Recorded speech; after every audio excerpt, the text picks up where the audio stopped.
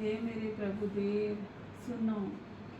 बच्चे को समझा रहे हैं, जैसे हमने वृद्ध को समझा रहे हैं, अपने प्यारे को समझा रहे हैं कि तुम समझ जाओ कि महिमा साधु संग की। सुनो मेरे मित्र, मेरे मीत, मेरे प्यारे, मेरे मित्र, जो भी बोलो तो सुनो। है क्या है? महिमा साधु संग की सुनो मेरे मित्र। वो कह रहे पिंगल पर्वत पार परे। पिंगला तो पता है ना, अपाहिज होता है। कहते अपाहिज होता है, चाहे वो कोई भी उसका अंग ना होए तो कहते कि पार लग जाता है। पिंगल पर्वत पार परे खल चतुर्भ गीता। कहते पहाड़ को पार लग जाता है, पहाड़ को पार लग जाता है वो। अब एक तरफ से तो ये बाहरी अर्थ है ना कि पिंगल पर्वत पार परे, कि अपाहिज भी पार लग जाता है। लेकिन यहाँ पे क्या बात है अंदर की कि हमारा मन पिंगला है। कभी उसको कामना है, कभी क्रोध है, कभी मोह है, कभी घबराहट है, चिंता है, कई कुछ है, मतलब एक्सप्लेन भी नहीं कर सकते हैं। कहते हमारा मन है पिंगल, पिंगल पर्वत। और पर्वत यहाँ पे किसको नाम दिया? संसार है जो इतना बड़ा, जो भव का सागर है, भावों से भरा हुआ है। तो कहते कि एक मिनट में एक ख्याल आता है तो दूसरे में दूसरा आता है। कोई चिंता आती है, फिक्र आता है, घबराहट आती है, कैसे होएगा, क्या करेंगे। अभी वही सुना रही है ना मासी जी। तो कहते महिमा साधु संग की सुनो मेरे मित्र। कहते हैं मेरे मीत, हे मेरे प्यारे सुनो कि अपाइज भी अगर पार लग जाता है। और क्या महिमा, इतनी साधु संग की इतनी महिमा है कि हम संसार रूपी जितना इतना बड़ा विराट है, पर्वत है, संसार रूपी सागर है, भावों का सागर है, हम उसको पार लग जाते हैं। क्योंकि जो हमारी कामना है, जो हमारा क्रोध है, हमारा मोह है, लोभ है, अहंकार है, सभी को ही तो सिखा रहे हैं यहाँ पे कि इसको कैसे कम करना है, अहंकार को कैसे कम करना है, लोभ को कैसे कम करना है। प्रभु का नाम ही है। वो कहते हैं प्रभु को साथ लेके चलोगे ना, सारे अपने आप ही छोड़ते चले जाएंगे, कामना भी छोड़ती चली जाएगी। वो कहते हैं अच्छा भगवान जी का नाम इतना ऊंचे, तो सब कुछ दे रहे हैं हमारे को भगवान जी। फिर हम शुक्राने में आ जाते हैं। अहंकार तो मैंने गुरु जी की चिट्ठियों में यही बार बार लिखा है उन्होंने कि अहंकार है कि अपने आप को भगवान जी से लग मानना, इसको बोला अहंकार। क्योंकि अगर बच्चा अपने माँ बाप से अलग हो जाता है तो उसके पास कुछ नहीं, वो तो खाली है। फिर जब तक उसकी जॉब लगेगी, अपना कमाएगा, अपना कमाएगा मतलब अपना जप करेगा, अपना तप करेगा, अपना शुभ कर्म करेगा।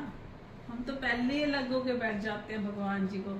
शुभ कर्म भी तो उन्हीं से ही डिपेंड करते हैं ना। पिंगल पर्वत पार परे वगैरह खल चतुर्भ गीता।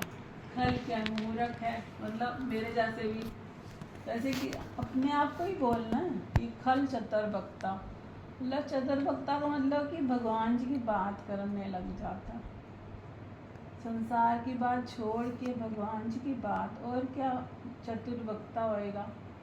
और अच्छा वक्ता ये तो है नहीं कि बड़े भाषण देने हैं, कुछ करना है। तो कहते कि वही सियाना बन जाएगा। सियाना बन जाएगा मतलब तो संसार की बात को कम करके धीरे धीरे।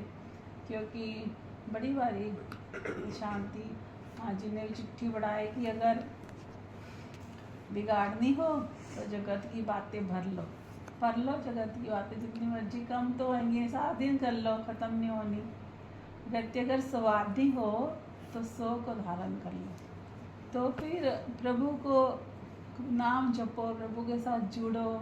कहते हर टाइम हमारे पास 2 ही रास्ते होते हैं। हर टाइम हम क्रॉस रोड पे खड़े हैं, कोई भी हमने डिसाइड करना है, कुछ भी करना है तो हम क्रॉस रोड पे हैं। अब मैं भगवान की तरफ देखूं या मैं अपनी चिंता फिकर की तरफ देखूं कि हाय मैं कैसे करूँगी, या मैं भगवान जी की तरफ देखूं कि भगवान जी आप दिखाओ मेरे को रास्ता, मेरे को गाइड करो, मेरे को नहीं पता चल रहा है, मेरी अरदास है आपके आगे, आप मेरे को सुझाव दो, मेरे को गाइड करो। फिर वो करते हैं, उसी टाइम करते हैं।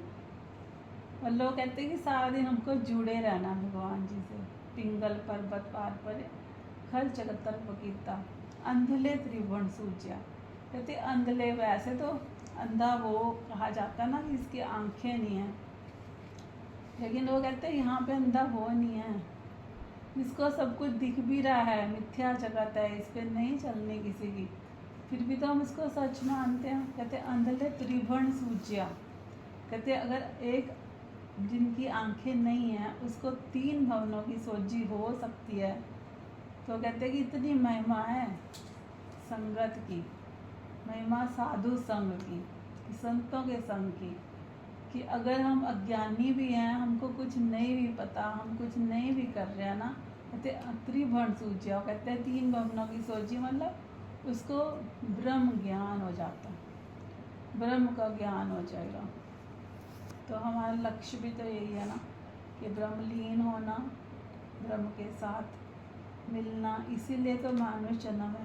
कहते इतनी सारी योनियों में से निकल के आए हैं, अब तो बस करें, पर हम तो नहीं बस करते ना, हम तो लगे पड़े हैं अभी भी कि नहीं हमको ये चाहिए, हमको वो चाहिए, होता ही है, सभी के साथ है। तो कहते हैं कि अब बस भी करे बंदा कि भी हाँ नहीं ठीक है, इतनी जोनियों में से निकल के अब मानव जन्म मिला है तो इसका पूरा लाभ लेना। फिर ये मतलब अर्थ है मोटे मोटे इस शब्द के। पिंगल पर्वत पार परे खल चतर बकीता अंधले त्रिभुवन सूझा गुरु भेंट बनीता। कहते सिंह बिलाई हो गयो, सिंह बिलाई हो गया।